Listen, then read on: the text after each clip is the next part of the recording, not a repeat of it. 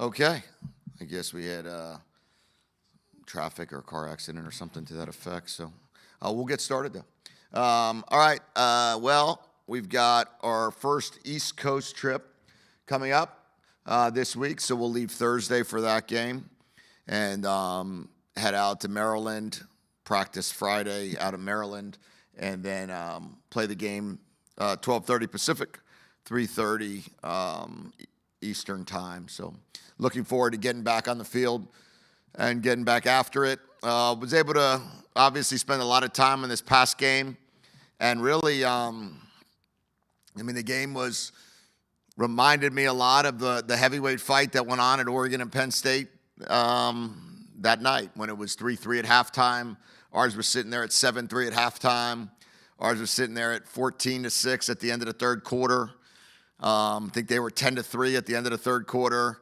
And then, we wound up just not being able to make any plays there at the end in the fourth quarter. And Ohio State ended up making a big play on a third down and 17. They scrambled to get down there to a 4th and 1 to allow themselves to go for it.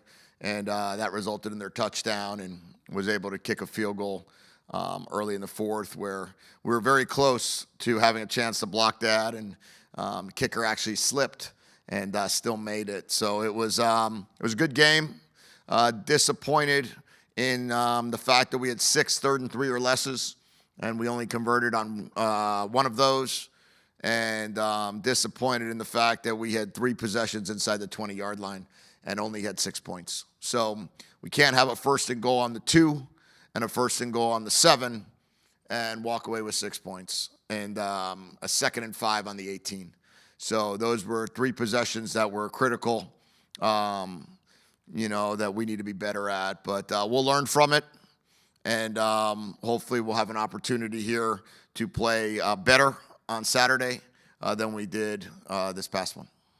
Any updates on Willis and Durfee? Not at this point, no. We're still waiting to get some final evaluations from the doctors, and then we'll figure out where we're going there. What were some of the issues on third down, do you think, in the last game? Yeah, well, we got to a point where we had, 11 of them. 2 ended up converting.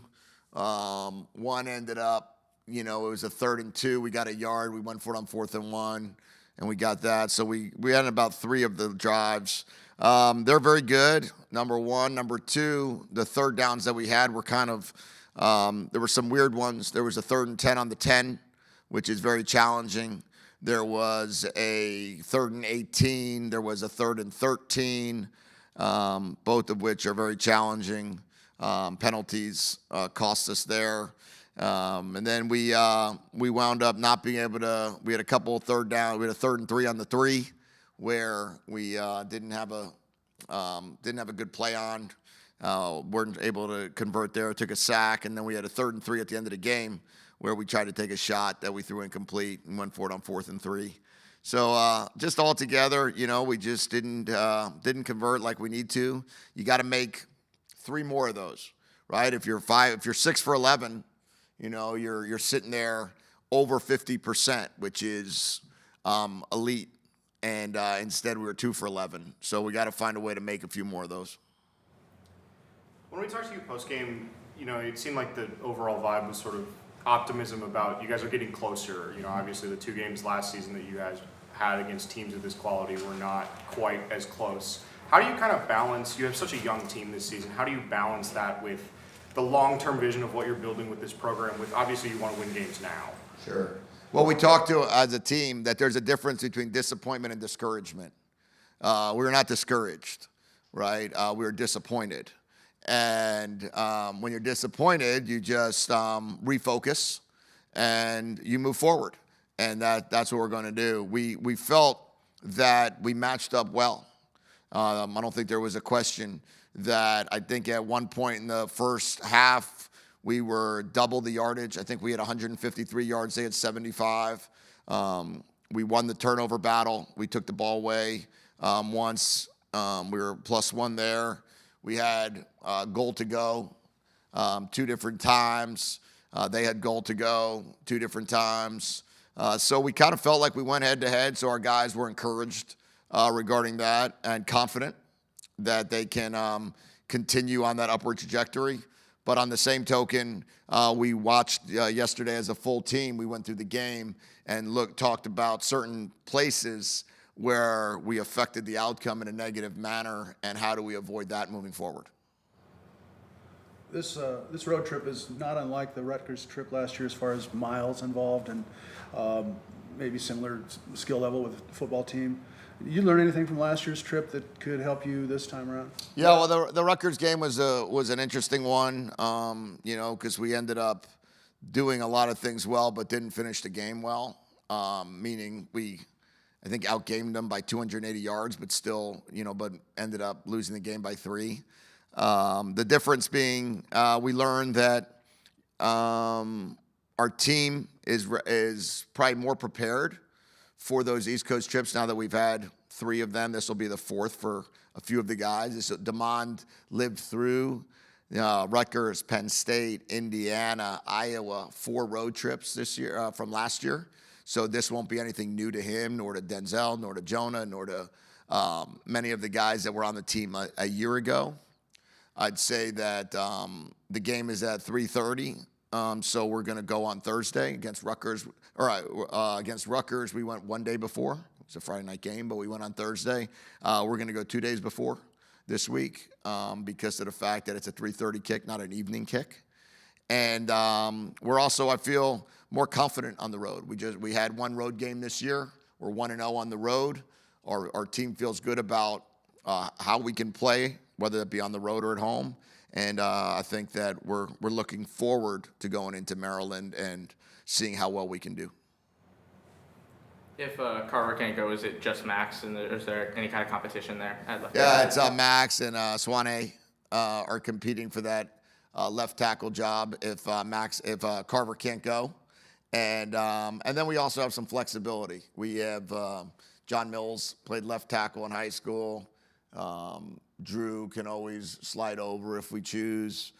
You have the ability to slide, Pocky in certain places. You have the ability to slide Champ in at guard if you move someone over to tackle. So I feel that we're in a much different position than we were a year ago with our offensive line, that we have much more flexibility in terms of personnel. But, Max started against Michigan, had a really good game. Max started came in against Ohio State and played well. So if we do go, if Carver can't make it, then we'll go with Max to start most likely. And then we'll see how the rest of the guys do during practice during the week. But I feel good about where we are. How much growth have you seen from him just from the time he got here? Obviously, he had that big layoff. Yeah, I mean, enormous. His story is incredible on how he got here. He actually started at Maryland, so it's kind of gone full circle.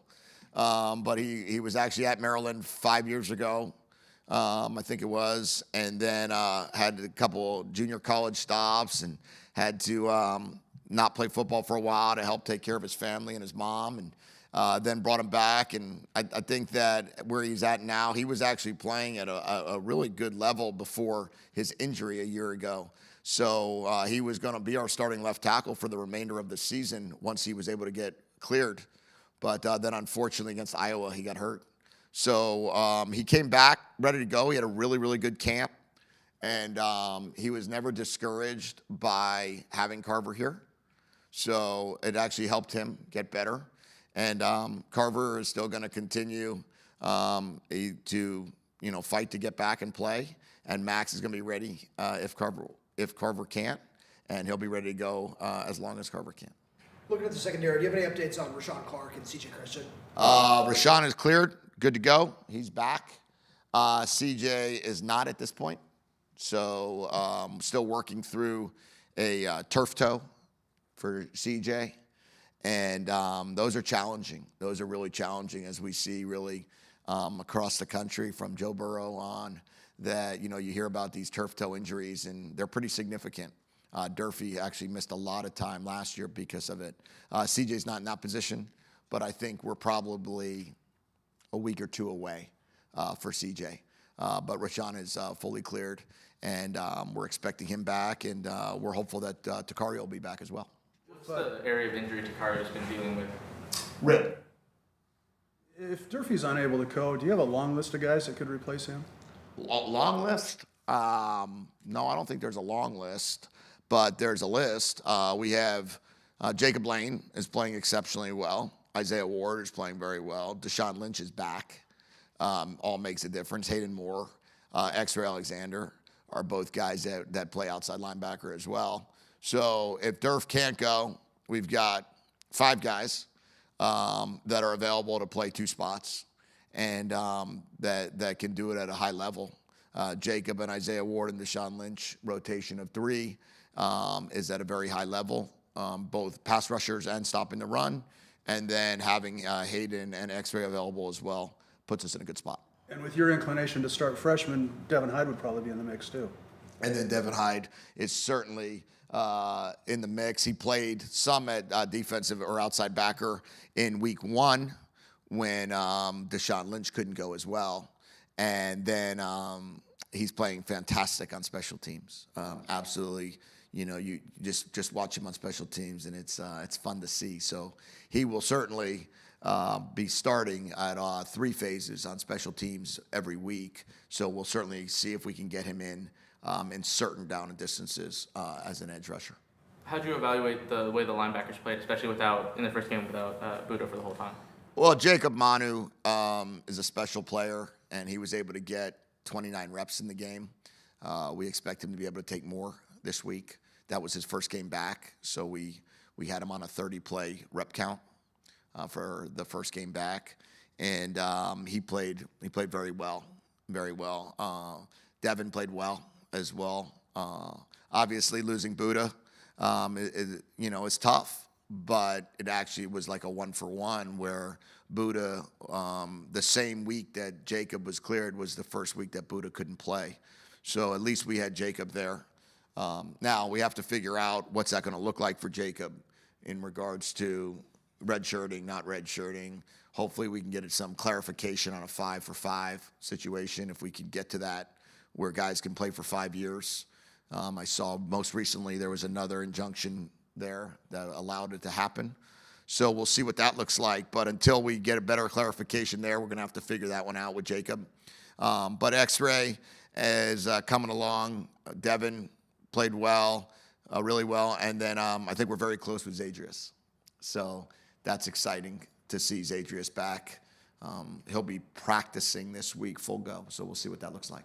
When you talk about redshirting Jacob Manu, having shared all your back history with him and we seeing him do his rehab, it almost seems impossible that he would sit out at all unless maybe his NFL ambitions came into effect.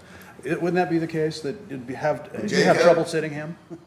Luckily, Jacob and I have a very close relationship, so every now and then I just have to put him in a headlock and remind him that he's going to do what's best for him and for the team. No, he's fantastic, and he and I have talked about this at length about what's the best situation that we can keep his success and allow him to have great success both in the collegiate level and hopefully have a chance in the NFL. And to do that, what we're going to make sure that we don't rush anything. We're going to make sure that we take great care of him, and we'll have a good plan for him.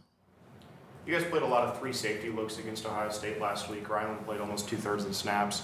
Was that more of a best 11 with the injuries you were dealing with on defense, or was that a schematic thing with Ohio State's offense? Yeah, it was both. It was actually those 2 things, plus we wanted to give the quarterback something a little bit different to look at. We felt like we wanted to keep everything in front of us. I think they had 4 explosive plays in the game. We had 5 explosive plays in the game. It wasn't a game where there was a lot of chunk plays. And, if you can keep Ohio State to 4 explosive plays out of their 62 snaps, there was only 115 plays in the whole game, 62 for them and 53 for us, that we felt that 3 safety look was going to make sure that if we wanted to get a double on somebody, we could, but we also were going to be able to have the ability to put a roof on the defense. How would you evaluate Partier's performance? Really well. First extended action for him. Yeah, he's playing at a really high level right now. He's You look at RDA, you look at Roebuck, you look at Braden, you look at these fresh John Mills. I mean, these are true freshmen going out there and playing against, a lot of older players on Ohio State's team that have been doing it for a while. And those guys didn't flinch. They did not flinch.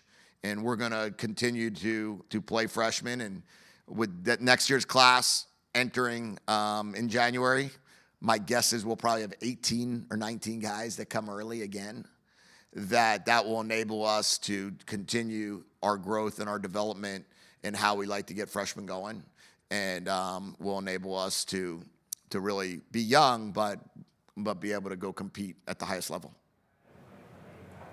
Has Amari made any more moves in the wide receiver depth chart? Where do you feel like he fits in that group still? I know you said last week you wanted to stick with the guys you were running. Yeah, I mean, Amari had he had a big play. He had one of the 4 explosives, right? He had another chance on a different one that the fabric on his knee was the only thing that the only thing that kept it down from another explosive play.